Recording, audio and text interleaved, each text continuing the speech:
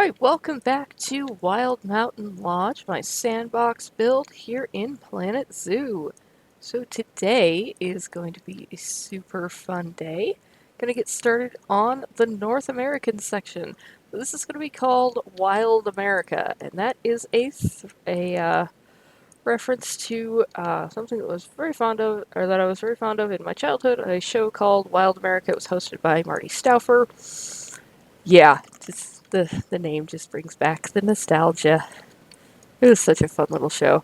And yes, I am completely dating myself at this point. If you know what that show is, then hey, props to you, because it was a good little show. Alright, so getting started today is going to be the wolf habitat. So we have one over here, and then we're going to have one over here. And I want to make sure that they are nice and visible without being too... without having too much... Yeah, I have no idea what I'm trying to say there. So I want them to be visible for the guests, but not... Okay, I'm just going to stop that train of thought, because it's just not... it's just going off the tracks completely. So, what I want to do is start off here. I want to get a little viewing path going.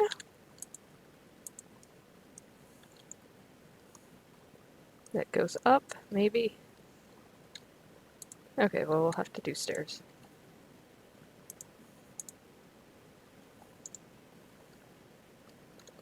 There we go. Yeah, so I want to have a little viewing deck here.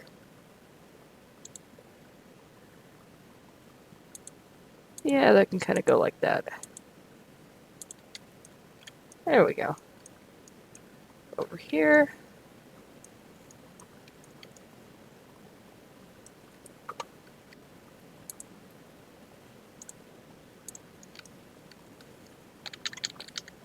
Then I want to use a lot of natural barriers. So again, water is going to be something I'll be using a lot.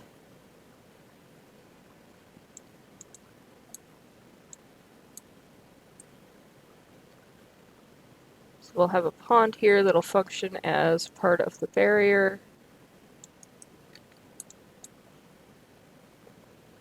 Smooth that side out a little bit.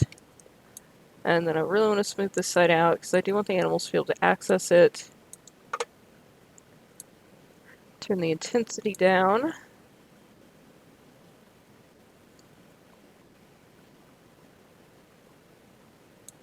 And let's see how that works here.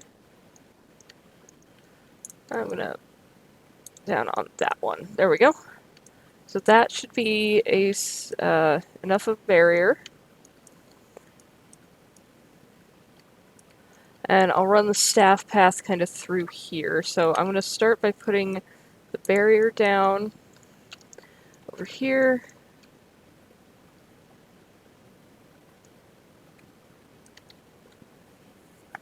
Where do I want that? I'll put it right here, and then the keeper hut and whatnot can be over here.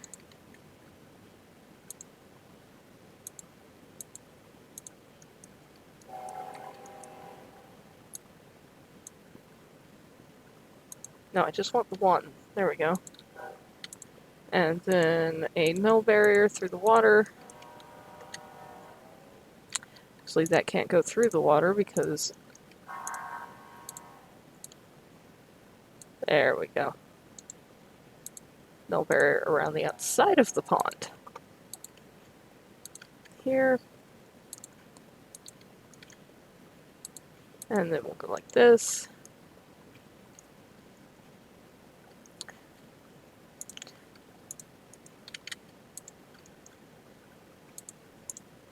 Okay, so I'm going to rethink this path right here.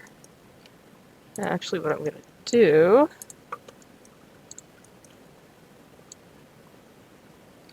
is just kind of knock down this hill a little bit right here.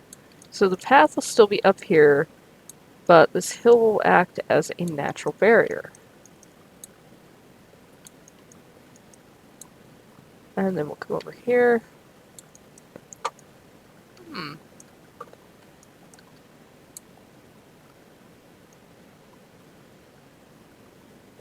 just had a thought, but it wasn't a very good one. So I'll be letting that one go. Thought about putting in like a creek here, but I don't know, that wouldn't work too well. But what I am going to do is put in a second water feature over here that will make this section of the habitat barrier.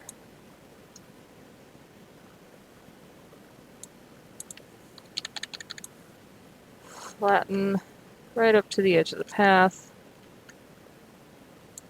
I do want the habitat to be visible from this path, but your main viewing is going to be from off here. Okay, so that's pretty big. Don't want to encroach too much on where the reindeer are going to be.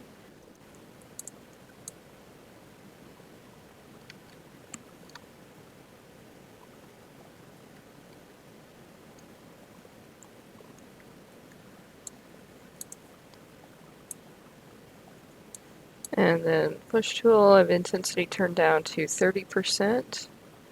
And get some really subtle changes like that. There we go. I'm going to leave this side jagged because I'm going to cover it with rocks. Do I want it to be up higher? Yeah, I want it to be like that. Actually, no. I want it to be there. So that way they can't climb out right there. Okay, now I will finish the barrier. High amounts of litter. Awesome.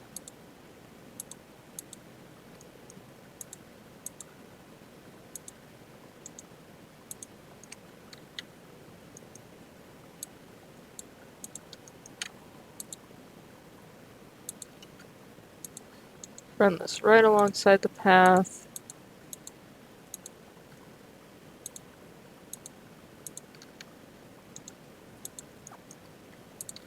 And we'll go back to the steel mesh.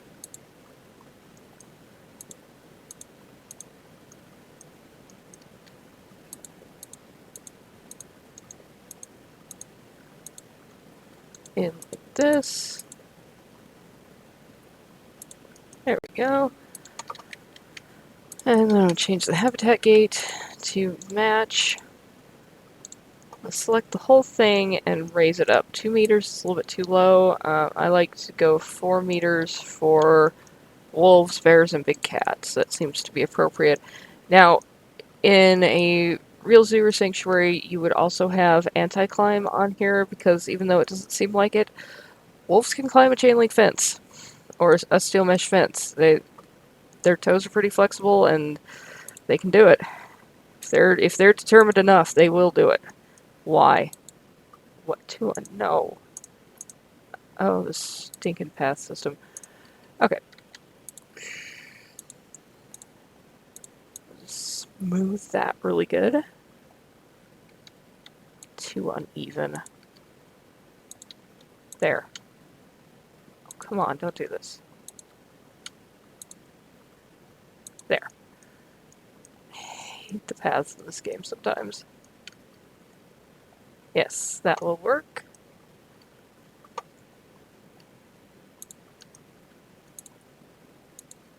Okay, next step is to connect up our paths here. Yes, I do want a staff path. Turn off the curb. That's what I want to do.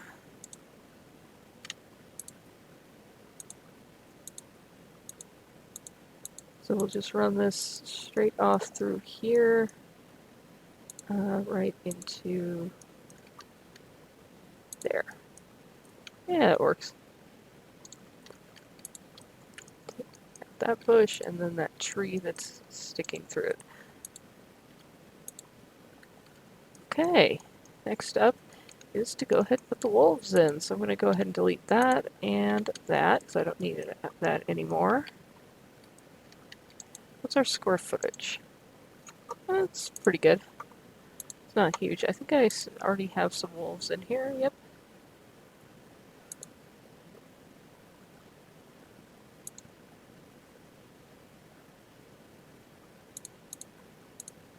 Okay, let's take these two and we'll send them in. So most sanctuaries and rescue type settings have learned to keep their wolves in opposite sex pairs rather than large groups. What happens with wolves in captivity is they tend to get very stressed. They're an animal that routinely ranges over hundreds of square miles. They're the one pack here in California that I know about. Their territory is over 800 square miles, encompassing multiple counties. It's huge. They travel 30 miles a day or more. When they're confined in a pen, even a fairly large one, it they can't suit that wandering desire, and they also can't leave. They can't get away from each other enough. I know, the myth is that wolves never leave their pack. That's actually not true. It's actually a myth born of captivity, oddly enough. If you stick an animal in a cage and then wonder why it never leaves its family, well, it can't. When they hit about 1.5 to 2 years of age, they hit sexual maturity. I'm going to pause this here and check for our escape points. Okay, just got a couple here. I'm going to block those with rocks. And when they hit sexual maturity, the males especially will split off from their pack and start wandering. They wander out into new territory looking for a mate and looking to start their own pack. If wolves never left their birth pack, every pack would be severely inbred. And when they do leave their pack, they're capable of wandering for thousands of miles. It's really incredible. They're really one of the only species that'll do this. Wolf OR7, he got really famous. He was radio-collared as a yearling in eastern Oregon. He was only the 7th wolf radio-collared in that state. They had only been recorded in Oregon for a couple of years at that point. They're coming across Hell's Canyon and across the Snake River from Idaho, expanding into new territory. But he was famous for leaving his birth pack, the Imnaha pack, and wandering down through southern Oregon, which at the time had no wolves, and then eventually into California. And he became the first wolf in California in 87 years. Unpause this, let that recalculate. So that one is fixed. Pause it again, and fix this one. So OR7, his radio collar broadcast his location to a satellite 2 times a day. So he was traveling quite a bit in between those satellite uploads, but he was recorded traveling over 3,000 miles. I think it was actually closer to 4,000 by the time he finally stopped. He spent half a year living in the part of California actually where I'm from. He settled down in the Tri-County region where Butte, Plumas, and Tehama counties come together. That was almost my backyard growing up, so that was very neat. And I really like wolves. They're very interesting animals. They're very misunderstood animals. They get a lot of hate. There's a lot of myths circulating around them that they kill for fun, or that they magically change into a different species at the Canadian border. You hear a lot of this Canadian gray wolf mythology bullshit. Sorry, it's just utter just science denial and a willful ignorance, really. It's a lack of, I don't know, it's just a lack of willingness to accept expert opinions. It's really kind of ugly. It's really ugly the way these animals are mythologized. Let's see here. Did we fix that? So we have fixed that. All right, and let's check our space requirement. So space is good. So we have our 2 here. So in the wild, wolf packs are fairly organic, and they do tend to resemble what we consider a nuclear family for humans. So they are, rather than the myth of them being led by this powerful, domineering alpha male. Oh, come on, work. I'll call this wolf 1, because we're going to have 2 wolf habitats.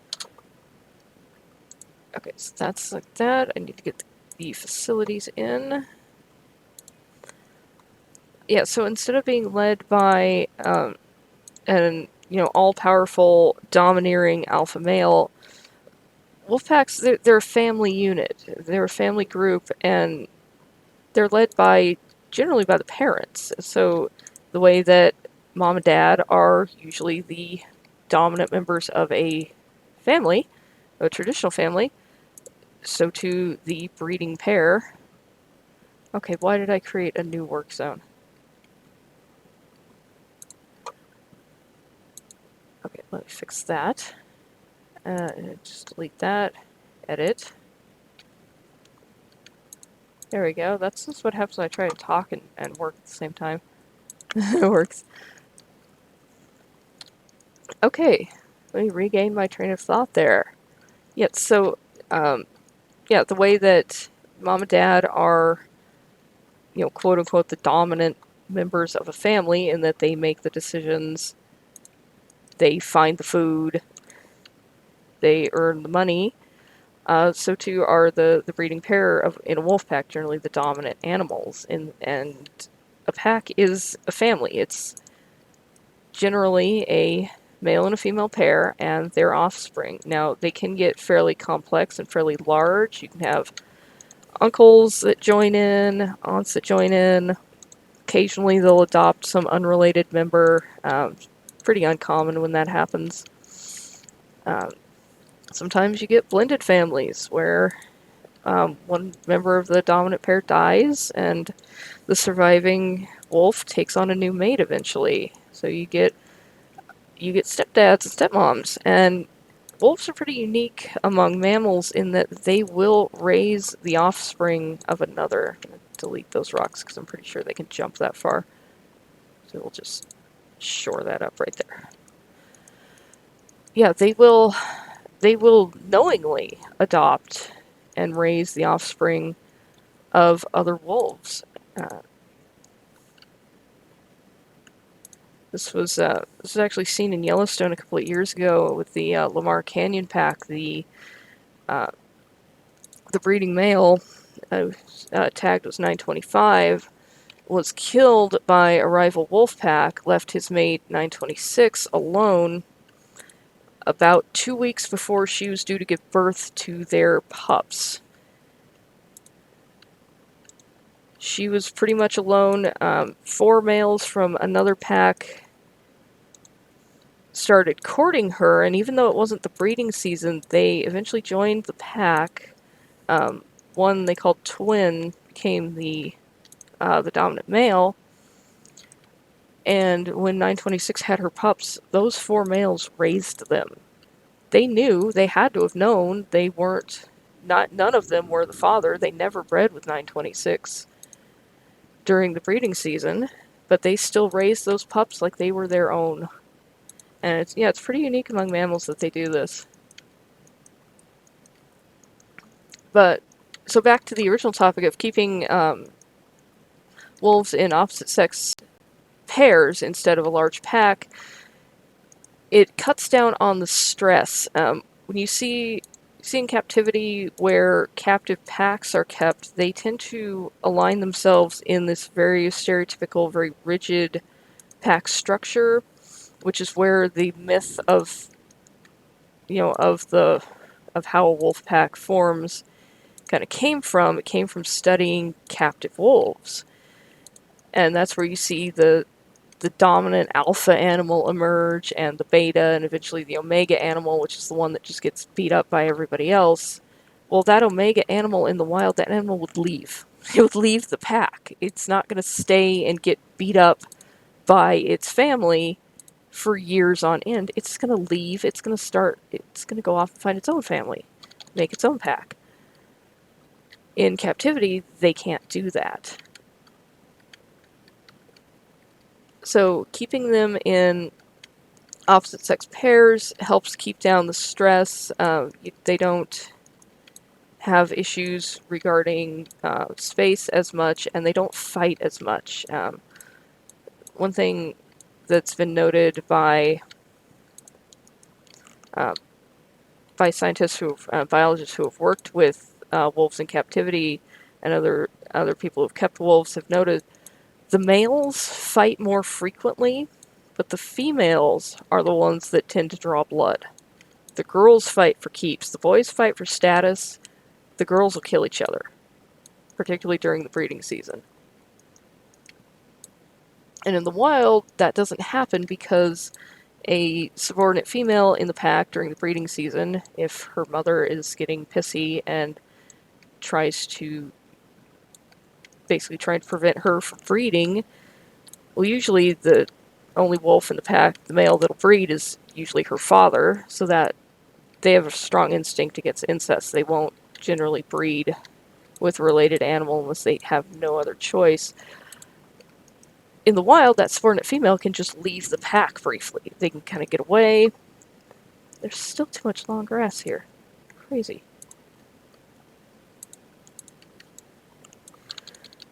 In captivity, they can't do that. So keeping the females separate from each other really seems to prevent that kind of violence from happening, and they can really do damage to each other if they're not kept correctly. Okay, there we go. And we can put some short grass in here. There we are. So these two wolves that we have in this pen, these would have been former pets. Let's see. Take a look at Ember here. Where did she come from? Yeah, so she's a rescue. So both these would have been animals that people would have tried to keep as pets. They get them as little puppies, and they're adorable as little puppies. What happens, though, is those puppies grow up, the instincts kick in, and they can get really dangerous to keep, especially if you're trying to keep it in your backyard, on a chain, in a small kennel, or in an apartment, say with your kid or with your cat. Well, even if you raise them with the cat, they get hungry, they're going to eat your cat. And what happens is people end up keeping these animals as pets, and they can't handle them, and they realize they can't handle them. They either get dumped and they can't survive in the wild, or they end up at a shelter, and shelters, unless they're very lucky and able to place them in a sanctuary, they can't adopt them, obviously, to the public, because it's a wild animal. There's a lot of state and local regulations about, keeping wild animals, depending on what state you live in. If you're in Texas, there are no regulations. If you're in California, where I am, there are a ton. Just depends, and, for good reason. You shouldn't... No one needs to own a tiger, okay? That's my opinion. And that is the hill I will die on. Nobody, no private individual needs to own a tiger or a wolf or a bear. I don't care how cute they are as babies. I don't care how majestic they are in the wild. They belong in the wild. Not in your backyard, not on a chain, not in your apartment. Okay, I'll climb down off my soapbox and get back to building out this habitat here.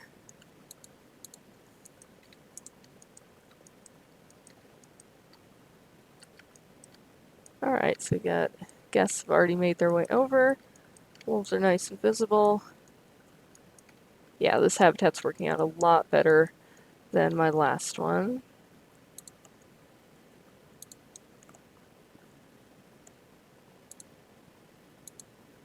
Okay, so at this point, I'm going to go into a speed build. I'm going to finish out this habitat. It's just going to be putting in the forest, and then I'm going to get started on this one over here, which is also going to have the education cabin viewing off of it.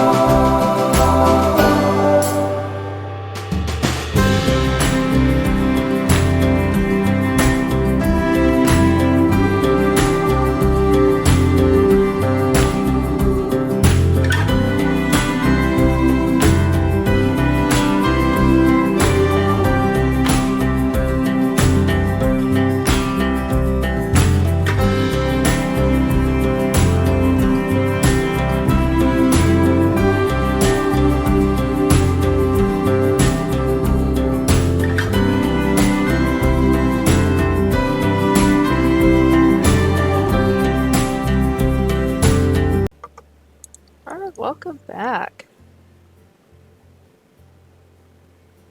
Alright, welcome back. So we have the wolf habitats in and complete. So this one came out quite well, gives good viewing.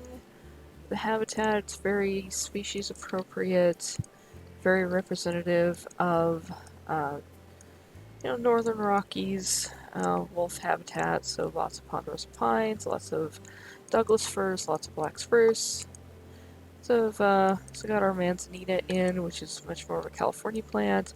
And the creosote, it's a good stand-in for our buckbrush, whatnot, and kind of surprised that Frontier doesn't have these wolves classified as desert animals, because they call them timber wolves, they're gray wolves. So they're listed as Canis lupus in the Zoopedia. That's the gray wolf. They are found in uh, desert areas. Just depends on the particular subspecies. And going over this way, go back this way, and then come along this path here through the rocks. Come out alongside our little pond with our little dead aspen stand there, and up to this viewing for this habitat. And we have our little viewing cabin where you can get up close and personal with them. I've done an interior on this one. I need to do it. I'm just not feeling the interiors right now. I want to build that, not this. Much more. So I think what I'm going to do is probably come back and do a pass on just getting the interiors done up.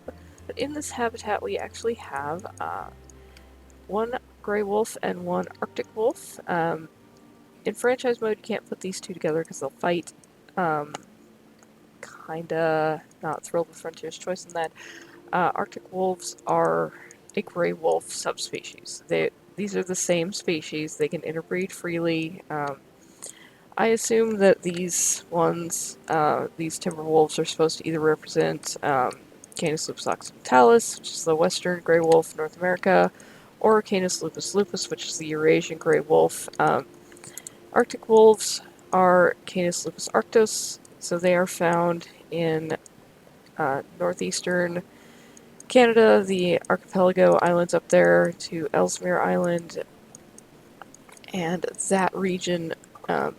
Genetically, they are not very distinct from their more southerly counterparts. There's actually some debate as to whether or not the Arctic wolf should even be considered its own subspecies, despite their different diet and their different appearance. They actually have them accurate in game that the Arctic wolves are a little bit smaller than their gray wolf counterparts, timber wolf counterparts, which is actually correct. So in the real world Arctic wolf is just a little bit smaller. It's a more compact animal. They have a shorter muzzle, shorter ears, smaller ears, a little bit shorter legs than other gray wolves that are found at more southerly latitudes. And what that is, it's just an adaptation to preserve heat.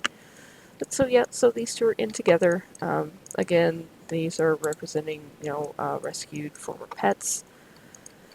Arctic wolves in captivity are pretty inbred. Most of them they're pretty much all related to each other at this point, which is really a shame. Pretty popular to have as pets. They end up in sanctuaries a lot. People say want to own a piece of the wild, and it really doesn't work out too well. So, this habitat, it's a little bit bigger, a little bit more kind of forested with some more secluded spots back in here. These two would be our Shire pair. Maybe these ones they don't like to be around people as much, so we've given them an enclosure where they can kind of hide more. And then we have the viewing cabin where if they want to come up close, they can, and people can get a good look at them. We went ahead and put the enrichment right up front so that way they'd come up here. It's great, they run and howl at the same time. It's cute. And they got their nice big cave den back in here that they can go into. Yeah, this was quite fun. Quite a good build here. I put it right next to the little creek that's going through. I might put something down here, like a beaver pond or something, or implied beaver pond. So, that is the wolf habitats they're in. I'm pretty happy with how they came out. Still need to get the education and whatnot in, but I was starting to run a little bit long. I think doing multiple habitats just kind of made that happen a little bit. So next up, I'm going to start on the grizzly bears. At least get this grizzly habitat in, probably at least get started on this one. Kind of want to maybe put in the implied black bear habitat as well. We'll just see how far we get. So, if you have enjoyed this video, please hit the like button. I really appreciate it. It helps me grow the channel. If you'd like to see more, please subscribe. If you'd like to be notified whenever I post a new video, please hit that bell notification. Thank you so much for joining me today, and I will see you in the next one.